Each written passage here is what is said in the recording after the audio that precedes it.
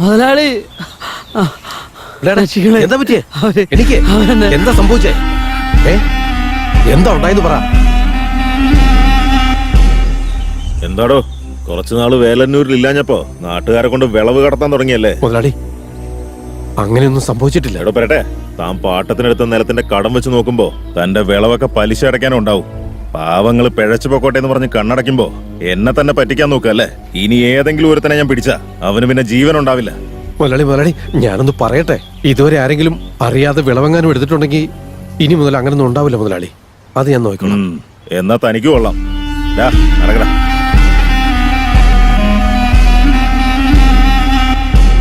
പ്രായപൂർത്തിയായ കൊച്ചു വീട്ടിൽ നിൽക്കുന്നത് കണ്ടില്ലേ? സമയത്തും കാലത്ത് ഇവളെ കെട്ടിച്ചു വിടണമെന്നുള്ള തോന്നൽ ആർക്കെങ്കിലും ഉണ്ടോ? അവളുടെ അമ്മാവനാണെന്ന് പറഞ്ഞിട്ട് എന്തെങ്കിലും ഉത്തരവാദിത്വം ഉണ്ടോ എന്ന് നോക്കി. വാഴച്ചും മിണ്ടായിരുന്നു. അവിടെ സമയമാകുമ്പോ എല്ലാ കാര്യങ്ങളും തന്നെ നടന്നോളും. ഇങ്ങനെ പറഞ്ഞു 2 വർഷമാ പോയത്. എനിക്കാണെങ്കിൽ ഇത്രയും പ്രായമായി. ഇനി എത്ര കാലം ഉണ്ടാവുന്ന ആർക്കറിയാം? നീയും ഇങ്ങനെ കുടിച്ചു ചത്തുപോയി കഴിഞ്ഞാ ഇതൊക്കെ നാട് മുഴുവൻ പഞ്ഞത്തിലും പട്ടിണിയിലും പെട്ട് നരകാതന അനുഭവിച്ചോണ്ടിരിക്കുക. ഞാൻ ആ ഫോറസ്റ്റുകാരുടെ കൂടെ ചേർന്ന് നിങ്ങൾക്ക് നിങ്ങളുടെ കൊച്ചുമോൾക്കും ആവശ്യമുള്ളത് ഇവിടെ എത്തിച്ചു തരുന്നുണ്ടല്ലോ. ഞാൻ ചാവൂന്നും പറഞ്ഞ് എന്നെ ശാപിക്കുന്നു.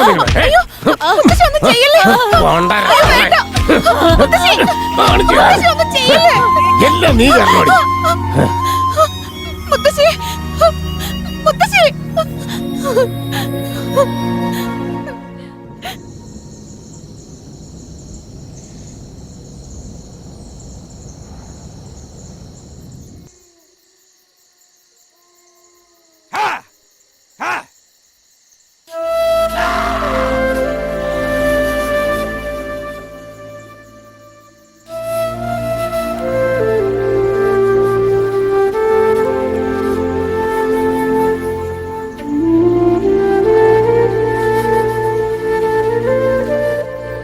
ഇപ്പൊ എന്താ വേണ്ടേ?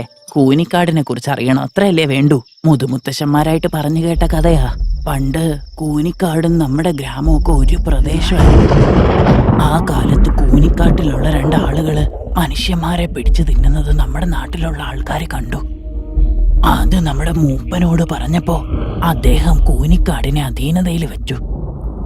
കുറച്ചു നാളുകൾക്ക് ശേഷം കൂനിക്കാടിന്റെ നേതാവ് നമ്മുടെ നാട്ടിലേക്ക് വന്ന് മനുഷ്യന്മാരെ തിന്ന ആ 2 പേരെ കൊന്നുകളഞ്ഞെന്നും അവര് 2 പേര് ചെയ്ത തെറ്റിന്റെ പേരില് നമ്മുടെ 2 നാടും എന്തിനു പിരിഞ്ഞിരിക്കണം, ഒന്നായി തന്നെ നിൽക്കാമെന്ന് പറഞ്ഞു. പക്ഷെ നമ്മുടെ മൂപ്പൻ അതിന് സമ്മതിച്ചില്ല. അത് കേട്ട ദേഷ്യത്തില് കൂനിക്കാടിന്റെ നേതാവ്, നിങ്ങളാരാ ഞങ്ങളെ ഒതുക്കി നിർത്താൻ? ഞങ്ങൾ നിങ്ങളെ അധീനതയിലാക്കുമെന്ന് പറഞ്ഞ് 2 പ്രദേശങ്ങൾക്കുമിടയില് വലിയൊരു കിടങ്ങുണ്ടാക്കി. ഓരോ ദിവസങ്ങൾ കഴിയും തോറും അതൊരു വലിയ ഗർത്തമായി മാറി. മലയുടെ അഗ്രഭാഗത്തായതുകൊണ്ട് അവർക്ക് മറ്റെവിടേക്കും പോകാൻ സാധിച്ചില്ല. ഇപ്പുറത്താണെങ്കിൽ വലിയൊരു ഗർത്തവും. അവിടെ തന്നെ വർഷങ്ങളായി ജീവിച്ചുകൊണ്ടിരിക്കുക. നമ്മുടെ നാട് ഇങ്ങേ പ്രദേശത്തായതുകൊണ്ട് മനുഷ്യന്മാരായിട്ട് ഒരു ബന്ധമെങ്കിലും ഉണ്ട്. അന്ന് അങ്ങനെ ഒരു പ്രശ്നം നടന്നില്ലായിരുന്നെങ്കിൽ ആ പാവങ്ങളും നമ്മളെപ്പോലെ തന്നെയാ. നമ്മളും കൂനിക്കാടുകാരും ഒക്കെ ഒരുമിച്ച് ജീവിച്ചേനെ.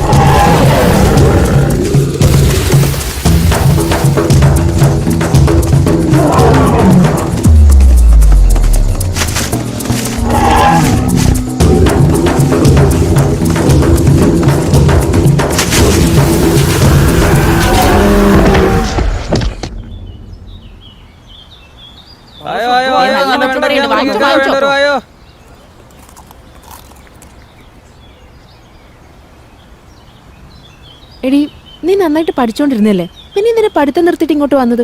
എനിക്ക് പഠിക്കാനുള്ള ബുദ്ധിയില്ല. അങ്ങനെ പറഞ്ഞു കൊടുക്കുമോളെ. ഇവളെ പഠിപ്പിച്ചവര് പോലും ഇവളെ കുറിച്ച് എന്ത് നന്നായിട്ടാ പറയുന്നേ. നന്നായിട്ട് പഠിക്ക്, നല്ല ഉദ്യോഗമൊക്കെ വാങ്ങിത്തരാന്ന് പറഞ്ഞതാ. കേക്കണ്ടേ? അമ്മയെ മതിന്ന് പറഞ്ഞ് ഇങ്ങോട്ട് വന്നതല്ലേ. പഠിപ്പിന്റെ പേരും പറഞ്ഞ് കുറെ നാള് പിരിഞ്ഞിരുന്നു നമ്മള്. ഞാനല്ലാതെ അമ്മയ്ക്ക് പിന്നെ വേറെ ആരാ ഉള്ളേ? എനിക്ക് അമ്മയുടെ കൂടെ നിന്നാ മതി, അതല്ലേ ഞാൻ വന്നേ. എന്തൊക്കെ പറഞ്ഞാലും വേറൊരു കുടുംബത്തിലേക്ക് പോകേണ്ടവളല്ലേ. നിന്നെ ഒരുത്തന്റെ കയ്യിൽ ഏൽപ്പിച്ചാലേ എനിക്ക് സമാധാനമാവും. അതോർത്ത് അമ്മ പേടിക്കണ്ട, അവക്ക് നല്ല ഐശ്വര്യമുള്ള ചെക്കനെ തന്നെ കിട്ടും. നമ്മള് മാസത്തിലൊരിക്കൽ ചന്തയിൽ പോയിട്ട് വാങ്ങുന്നത് വെച്ചാ ജീവിച്ചു പോകുന്നത് തന്നെ. ഇവളെ കെട്ടിച്ചു വിടുന്നിടത്തെങ്കിലും കരണ്ടും ആശുപത്രിയൊക്കെ ആയിട്ട് എല്ലാ സൗകര്യം ഉണ്ടായാൽ മതിയായിരുന്നു.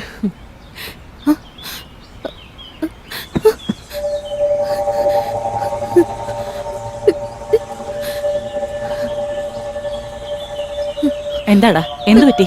അടക്ക പറിക്കുന്ന സമയത്ത് നമ്മുടെ മുത്തു മരത്തേയും താഴെ വേണ്ട ആശുപത്രി കൊണ്ടുവന്ന വഴിയാ. സൂക്ഷിച്ചു പോടാ.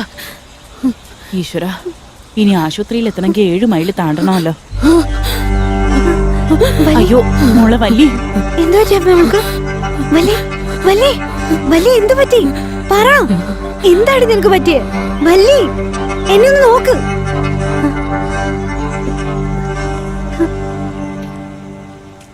അമ്മേ, ഇവൾക്ക് എന്താ പറ്റിയേ? ഇവള് ചോര കണ്ടാലും പേടിപ്പെടുത്തുന്ന എന്തെങ്കിലും കണ്ടാലും ഇതുപോലെ ആയി പോവും മോളെ. കുറെ ചികിത്സിച്ചിട്ടും കാര്യമൊന്നും ഉണ്ടായില്ല. ഇപ്പൊ പിന്നെയും കുഴപ്പമില്ല, പെട്ടെന്ന് പഴയ പോലെ ആവും. പണ്ടൊക്കെ ഒരു ദിവസം മുഴുവൻ ഇങ്ങനെ ഇരിക്കും. പക്ഷെ നമ്മൾ പറയുന്നതൊക്കെ അവൾക്ക് മനസ്സിലാവും.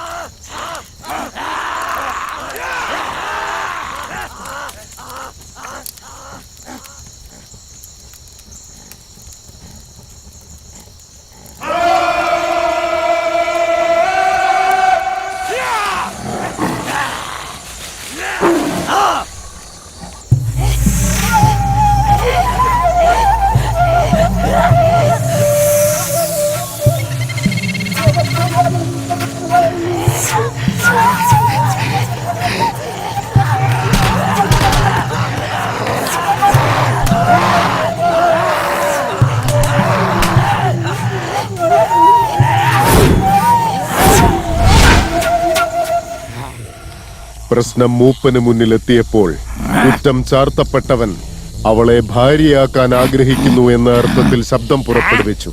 അതിനെ എതിർത്തുകൊണ്ട് ആ പെണ്ണിനെ താൻ വിവാഹം കഴിക്കുമെന്ന് മറുശബ്ദം പുറപ്പെടുവിച്ചപ്പോൾ ഒരു പെണ്ണിനെ സ്വന്തമാക്കാൻ രണ്ടുപേരും ആഗ്രഹിച്ചതിനാൽ നമ്മുടെ നിയമപ്രകാരം മത്സരം നടത്തി വിജയിക്കുന്നയാൾ ആ പെണ്ണിനെ ഭാര്യയാക്കിക്കൊള്ളണമെന്ന് മൂപ്പൻ കൽപ്പന പുറപ്പെടുവിച്ചു.